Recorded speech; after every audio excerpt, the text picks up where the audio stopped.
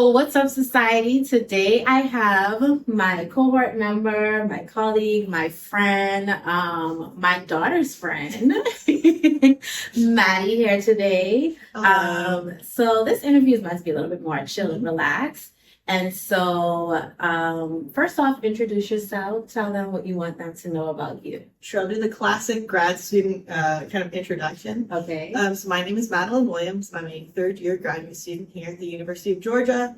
I study social psychology, gender and sexuality, mental health and emotions. Okay, nice. So my first question is, so we're both cohort members, right? We started the first time together in this program. And so my path is very different. I took the scenic route to get here for my PhD, but you came directly from undergrad, right? Like no gaps, didn't get a master's, Nope. Came in, went for it. So sort of let individuals that may be interested in taking that path, like your experience and what that was like for you. Yes, I can talk a little bit about that. So I was one of those unfortunate year after COVID kids. So I had reached a point where graduate schools during COVID were not accepting cohorts, or a lot of them weren't. And then when I was applying in December of 2021, a lot of schools started opening back up again. But what we were having was this kind of big debate with myself of should I just go straight to grad school and continue what I've been doing in undergrad, which was a lot of research on mental health and loneliness, or should I take a break and maybe go do the Peace Corps, because I love traveling and I speak a couple of different languages, and so I was really interested in doing those kinds of things. But Peace Corps was shut down, even though the year after COVID, mostly just because of health related things. AmeriCorps wasn't really working at the same time, and so my options were take a year off, find a job, or apply for PhD programs right out of undergrad, which is a bit of a tough thing to do. So as you know, a lot of people come into specifically PhD programs oftentimes already with a master's degree. And so normally if you're going to a PhD program and you're coming in with a bachelor's degree, it's a little tough. You don't have the same CV as someone who has a master's degree. And so you're kind of working with tougher odds. But I was very lucky in that I applied to 9 different schools. I got accepted into Georgia. I got waitlisted at the University of Maryland. And so I'm very lucky in that I managed to find programs that fit really well and were interested in having me, which was really great. And so I decided to just take a leap, move down to Georgia, and then just dive right into my PhD program. I did not stop. I did not collect my $200 at go. And sometimes I do regret that because I do think academic burnout is a real thing. And so for me, I've only done school my entire life forever. And so I am reaching a point where a lot of my friends have real jobs, and it would be nice to also like be able to go home at 5 p.m. and not grade 20 papers and work on my publications and stuff like that. But also I do it for the love of sociology. So, I'm back and forth. That's a lot of words to answer your question. I love that. I love that because I always have too much to say. No, it's okay. It's okay. And they need to know that. I think one of the reasons I started this platform was so that individuals could see what the reality is, right? Because it's like, oh, we're going into this PhD program, and it's like, yeah, it's all great that you got accepted, but there's a reality of it. And so you provide a unique perspective. I'm glad you brought that point about that academic burnout. But do you have regrets, or are you confident and comfortable with the decision that you made to just keep going?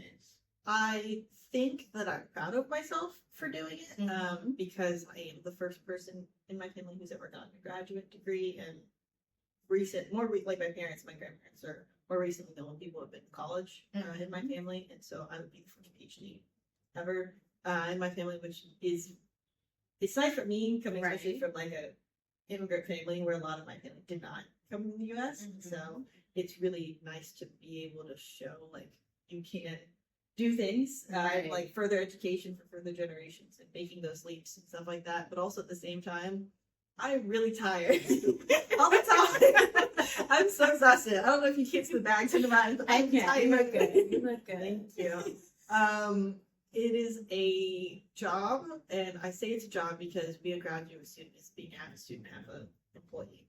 but it is a job in which you are underpaid, and I'm not afraid to say that you are underpaid for the work that you do. And Don't send us an email saying you saw our video. We're just sharing our freedom of speech. I'm about to teach 2 classes every semester. I'm underpaid.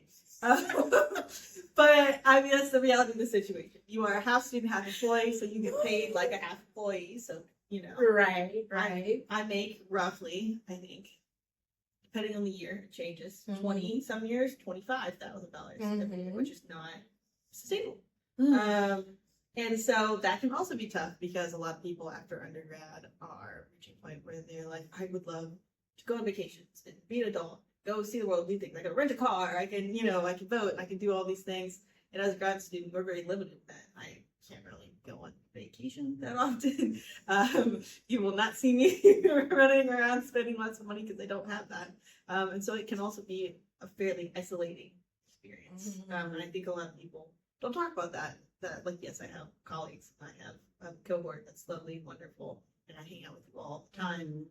But it's like physically isolating. Mhm. If my family wanted to go on vacation, I can go if my family can help me pay for that. Or like if my friends a lot of my friends are engineers right now, they have engineering money. So my friends will text me, do you want to come to Iceland with us? And I'm just like, okay, I need like 2-year plan ahead of time so that I can save money to get to a point where I can afford to go to Iceland. So it's a different experience, for sure. And so I think I don't regret it at all because I'm very proud to get a PhD and go to graduate school and get my education. I love sociology and I love teaching, but I do feel FOMO sometimes when it comes to what other people my age are doing.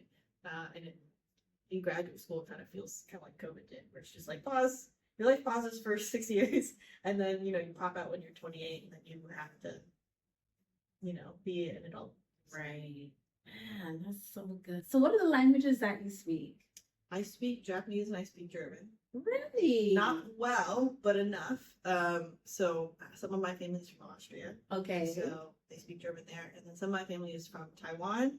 I don't speak Chinese or Minnan because it's hard. No one ever taught me, but I took Japanese in college, and I still learn Japanese right now because a part of my family used to live in Taiwan, now lives in Japan, and so it's a way for me to communicate with them, but also because I've always really enjoyed like Japanese culture, and I thought I haven't been to Japan, but I would love to go, and so I feel like if I'm really invested in going to this place and I really enjoy it, and I have family that lives there, then it makes sense to at least attempt to learn the language. So. Wow, I love that. Don't ask me to translate any article. I won't. I promise. I can help you order food and buy clothes. Okay. Directions. That's important. That's the the I main think there are things that you need to do to get through the city. And then and then everything else I speak at like the 5-year-old child. So barely above Bella. Whatever Bella tells you is stuff that like I could say it. I love that. That's really good. So I'm gonna start asking like questions about like sociology and all that stuff in here. So do you call yourself a social psychologist or a sociologist, or it just kind of varies? Yeah. So I did say that I do social psychology. Social psychology is this weird blend between sociology and psychology, although ironically, sociological social psychology is different from psychological social psychology. Okay. Slightly different theories, different approaches to things. Okay. I'm going to get into the specifics. But I just generally call myself a sociologist. Okay. And then in the space of other sociologists, I tend to call myself a social psychologist. Okay. Just because that is what I'm taking my comprehensive exams in, and that's what I'm being trained as with my advisor. So, okay. I guess it's the best way. Love it. So, quantitative, qualitative, or experiment? I've done a little bit of everything. Okay. What's your your go-to? Like for me, if you ask me, quantitative all day, give me a regression. But for you, what would be your research style or preference? So now my brain has been just altered permanently to think in experiments very much. Experiments and also qualitative at the same time, which is honestly is very social psychological in nature. Early social psychology used a lot of qualitative methodology, and then nowadays a lot of social psychology uses experiments. There's still a lot of surveys, quantitative stuff, but I just very much think in kind of an experimental way. And then normally I do my experiment, and then I go, I have a lot of questions about this. I need more answers. and then I'll be like, I should do something. This is a good. I need to figure this out. So that's kind of the way. I'm a very mixed method person. Okay. Yeah. But my master's thesis primarily used. Okay, so elaborate briefly on that, because I know for me, but prior to being a sociologist, I would have never thought experiment in this world, right? I know in biology with my background, but like give the individuals an idea of what experiment means, like in the sociology world. And also, you're the Lassie lab manager, right? So you can kind of talk whatever you want to let us know what you want to know. What does experimental sociology look like? Okay. So I am currently, although I'm about to transition, so it's about to be Sarah Jolani is the lab manager. But I started off as a project manager for the Laboratory for the Study of Social Interaction, or Lassie here at Georgia. And then I was an associate lab manager, and now I am the lab manager. So I manage the lab. I'm the lab manager. And so we run in-person lab experiments down there. So it's very similar to how you all might imagine psychology experiments. They function in a very similar way. So we have, control rooms where participants go to participate in things. And our experiments are very similar to that of psychology in that, we have treatment groups, we have control groups. So we don't call them that. It's normally what you call them biology. We call them experimental manipulation conditions or control manipulation, like very similar terminology. Okay. But that is kind of how it works. So we have kind of different types of experiments we run. We do group ones on occasion, so we'll look at interactions in groups. Sometimes they're survey online ones. That's what I've done. I have survey experiments where they're put in different conditions, where they receive different information throughout the survey that will potentially influence the way that they respond to the rest of the survey. Some people do in-person individual experiments where there is some level of deception. So we have some very fun ones where people will go in. I like deception. A little bit, deception in a very scientific way. So almost all experiments require some level of deception. Not all, but many of them do. And so it can be as little as, for me, they were told that the purpose of the experiment was different than it actually was, which is very common. We have a cover story. So I tell my participants, hey, you are helping me with the survey, and I just want to see, how does changing words in my questions influence the way people respond to things? Like, I'm just, making a fun survey. When in reality, you're taking a gender inventory survey or whatever. And so for reference, you might sit there and you go, oh, what are the ethics of deception? And the answer is, well, at the end, as a social psychologist and sociologist, and also when you go through an institutional review board, IRB, you're required to inform your participants of the deception at the end of the study, so they can opt in or opt out of the study at the end. So they can either let you have their data or not let you have their data after they understand what the experiment is. But now most people don't care, and so they'll be like, whatever. But yeah, so very similar to psychology, we have very similar kind of ways that we function, but we look at different things in different ways. It's mostly theoretically different kind of approaches. And so, as a sociologist, I bring a lot of context. All of my stuff is really about bringing context into situations, understanding how social interactions are influenced by all this other stuff that goes on. So race, gender, class, masculinity for me specifically is what I tend to study. How do just other people being in a room influence the way that you behave? Where psychology, I'm not a psychologist, so I could be very wrong about these things, but are a little more focused on internal cognition mechanism, stuff like that. While I think sociologists are a little more looking at bigger power structures, systems, stuff like that. Absolutely. That's all. It. I talked way too much. No, you're fine. You're fine. And there's probably individuals that are interested, but they don't necessarily know that this is a field that you can get into and research and study. I didn't know either. Yeah, I love it. In undergrad, I did for my thesis, for my undergraduate thesis, I did a mixture of survey work and interview work. And then when I was applying for grad school, my advisor was like, "Hey, this is fun. If they have a laboratory here, experimental sociology. You would love this. This is so cool." And so, I had no idea what I walked into, and now I am a social psychologist. Yeah, I had to be trained to be one. Yeah, I didn't show up understanding what it was. Yes, and your advisor, I can definitely see that she's the one that like trained you and sucked you into Yes, this. my advisor and I are very similar people. And as like many people are, I'm not gonna say become your advisor, but like they meld you are Yeah. to the things that you need to know. And so in some ways that become very similar to them. Yes, I love that. So, what do you do for fun? I know that you're a plant mom. Do you want to tell them how many plant babies you have? They don't want to know.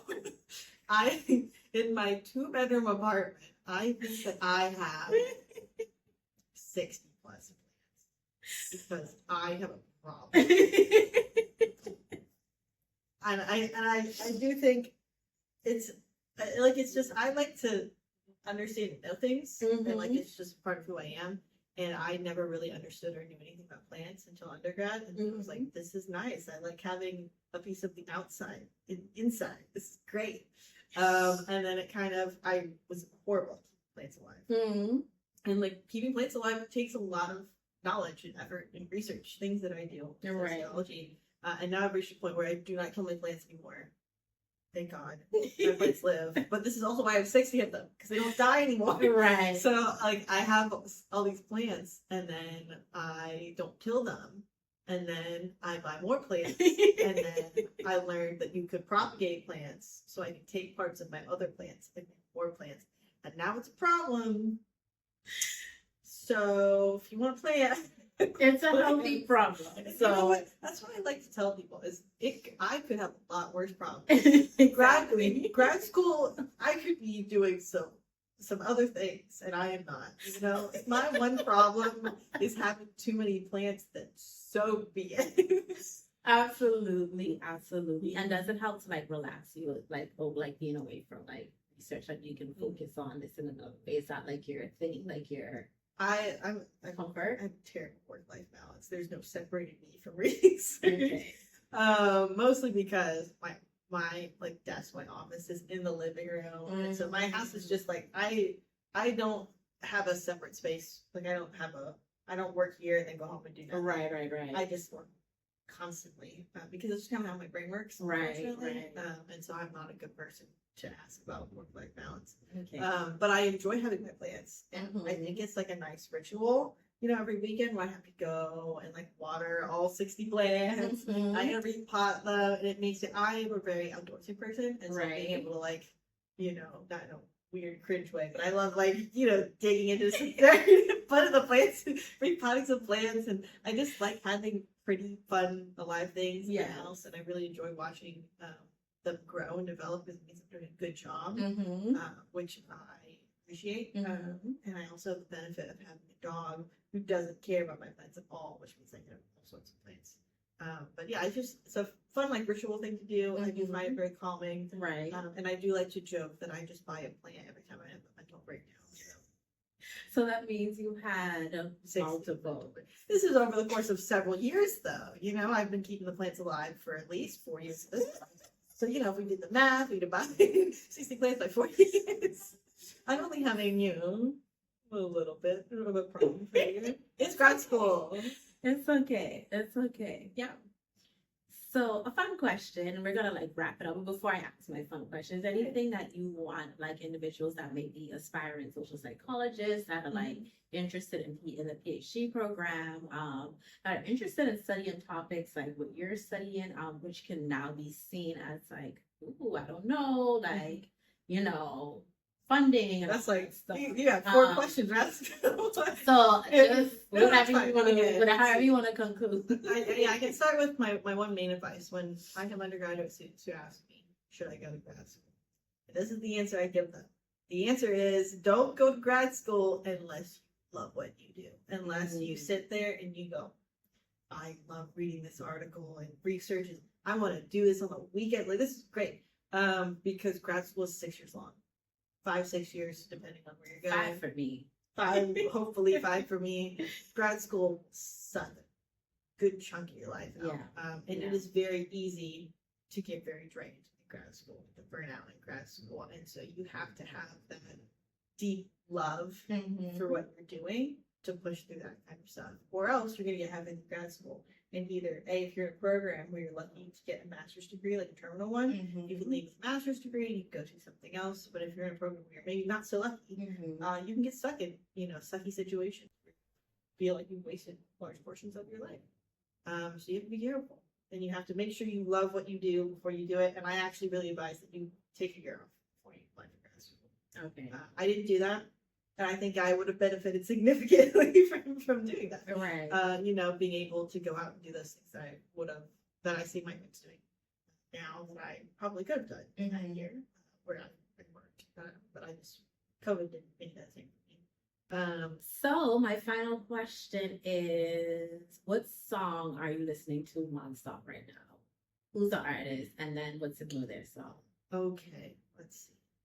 What have I? Okay. I've got a couple. I've been on a continuous Mamma Mia soundtrack. Okay. Okay. It brings me happiness. The movie that I need to watch. Oh my gosh, you have that is in Greece. It's not in Italy. It's in Greece. No, it's in Greece. Okay. It's like Greece. Yes, you did. Mamma Mia is like my childhood. My mom watched that constantly. I watch it constantly. It brings me a level of dopamine that I need on a routine basis. Okay. So I love the Mamma Mia soundtrack, but outside of that, I've really been enjoying like Bad Bunny's album. Okay. The most recent one. Okay. I don't speak Spanish. Neither. Yeah. But I learned some of the translation. I watched the NPR concert, so I know a little bit about what some of the songs are about. Okay. It's a little bit about Puerto Rico and colonization. Okay. Okay. But also just that type of like music and like instrumental stuff just fucking slaps. I don't know if I'm supposed to curse on this. I guess I never know. But I just like music that sounds good, that has like a fun beat. I like my music to be a good time. So that's like why Mamma Mia and also Bad Bunny's great album. Just I think what I do know about Mamma Mia, and I have listened to some Bad Bunny, it gives me very much Maddy vibes. So now that I think about it, now I'm always going to think of you when I watch a movie or when I do watch a movie. So I thought I watched it. Apparently it was like another movie that I watched. How did you watch a movie that was like Mamma Mia? But I guess, I don't know. Mamma Mia 2? I think I did. Oh, I think I did. Watch this first. The second one was first. I think I did because the daughter like relived sort of like what the mom did. Oh, right? no, you did. You watched them out of order. Oh, damn. This is a problem. And I think I was on a Delta flight when I watched it. So blame Delta, not me. I didn't blame Delta. Oh my goodness, please don't come for us. Like, I don't know how this works. Like, You're going to need to edit so much of this out because I'm gonna let the less editing I do, the better for me. I'm going to get myself so much. Oh, wow. There are parts that you don't want me to put out there. Oh my goodness. So yeah. So any final, we're getting ready to go into year 4. How does that feel? Oh, I'm excited. How do you feel? It's like I'm just having a crisis regardless because I'm turning 25. Okay. And then I'm also going to my 4th year of grad school. Okay. Which, for reference, I always forget that you're that much younger. Like your maturity level is like compared to me. So you know how you start getting age. I'm like facade. I'm really good at playing at being 30 when I'm 25. No, you naturally are mature to me. So it feels weird. Mm-hmm. I think because it's simultaneously gone very fast, but also sometimes it was very slow. Absolutely. Absolutely. So I find it kind of crazy that I'm already like going to my 4th year. I have a year before I'm on the job market. Absolutely. And I find that kind of terrifying. And it also does when I, sit here and I'm going to turn 25. It does also kind of make me, like I've talked about this a little bit, but it makes me a little sad that I've not necessarily wasted my 20s, but I've spent a very large chunk of my 20s in grad school, which is not a bad thing, and I don't regret it, but it is like something weird to grapple with, for sure. I'm graduating when I'm 27, 28, and so, I can figure that stuff out. I can have a couple of years to figure whatever I want to have a connection about later. Right. I think it's mostly just all the stuff that you think I have a lot of time to do. Right. You suddenly don't have a lot of time to do. Right. So that's a little scary. Yeah. Well, can you make me a promise on camera that when you get into your like dissertation phase beyond comps, Yeah. we have a little more time, but not really. But that you Yes. like do some like 20s type things, like go on a random trip firstly and like figure it out later, type of thing. Yeah, I think you should do that. I think you deserve I think that. it would be good for me because I think it would help with my crisis. Yeah, so that you don't look back and like be like, dang, my 20s are gone while I was in grad school. And to be fair, I'm not a partier, so I would never be one of those people. In their Right, 20s right. who would I don't enjoy going out like that. Mhm. But I will say, prior to grad school and also, prior to COVID, I loved going to music festivals. I really enjoy traveling. And so I do think that there's potentially a plan for my friend and I to go to Iceland. Do it. So Do I've it. wanted to go for a while. So Do it. Like that's the time. Like worry about rent later. It's gonna get paid at some point. Like it's figure outable. Don't think about that. Just I think you owe it to yourself to like do that. I did tell myself that when I get my big girl job after this, that I will go to Japan. I love that. Because it also I set that as a goal so that not only do I have, I finish the PhD, I get to go to Japan, a little reward there for myself, Right. But also give me 5 years to improve my Japanese enough to when I show up, I can be useful. Right. Right. I can walk around and ask questions and work things. I love that. That's kind of my I goal. love that. And Mine is to go to Italy, so that maybe Yeah. we can like probably try to meet somewhere in between. I know Italy's over here, Japan's over here, so maybe we're on the after you're flight done back. with Well, Japan. I'm gonna have to take like a layover somewhere. Okay, Make let's it do it. fun. We'll meet up. I'll lay over it. I'm trying. Italy's nice. I've been to Italy. I've been to Venice. I've been to Rome. I just want to eat all the pasta. Oh, you're gonna have a good time. I You're gonna have a love good time. pasta. You should also go to Venice before it's underwater. Okay. That's probably good. I like Venice a lot. Okay. My parents really enjoy traveling. So. Okay. Nice. No, but please do something like random. I got a dog. That was pretty random. You're thinking too much. No, I want something beyond that. So that when you look back and you'll be like, that was definitely something I did in my 20s, but I wouldn't do it now. You should have one of those moments. Don't let Well, yeah, I think my best friend and I from college are gonna do a girl trip to Iceland. do it. Girl trip. So we're gonna go wander around Iceland for a week. Please do it. And have a good time. And then maybe I will feel fulfilled. Yes. Bring me joy. We promise grad school has its good moments. It's I'm not all the time. I love doom and teaching. gloom. I love teaching. I just finished Same. teaching. My class just ended for the semester. Mm-hmm. And I love my students, and they bring me such joy Mm-hmm. because they teach me stuff that I would have never. I learned about Pearl, which is a whole lot. They taught me so many things. My students teaching. Okay. I do enjoy my research. Just make this up. YouTube video you've ever published because I don't know how to stop talking. No, it's good. It's good. It's good. So thank you, Maddy. Maddy and I are gonna do some. Maddy gave me an idea. I'm against podcasts. I just don't feel like podcasting. But Maddy was like, we should just talk about sociology stuff, and I'm down to talk about sociology stuff.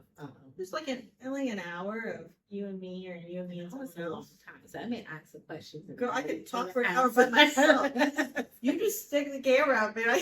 I have so much to say all the time. No, but if you have a guest, like I could see it going for a little while. Yeah, for sure. No, but if you and I wanted to do I'm like 30 down. minutes, I'm down. just chat through stuff, or honestly, Love it. if people wanted to send in questions at some point. Well, I have my comments turned off on YouTube because I That's don't true. trust you guys. Society is mean. So I have my comments turned off. That's fine. But if you find me on Instagram, I think I have it there somewhere. I don't even know how this works, but yeah. So, all right. Well, thank you, Maddy. We're going into year 4 strong and rejuvenated. Hopefully, well, we have to study for comps, but that's a whole nother subject. All right, bye.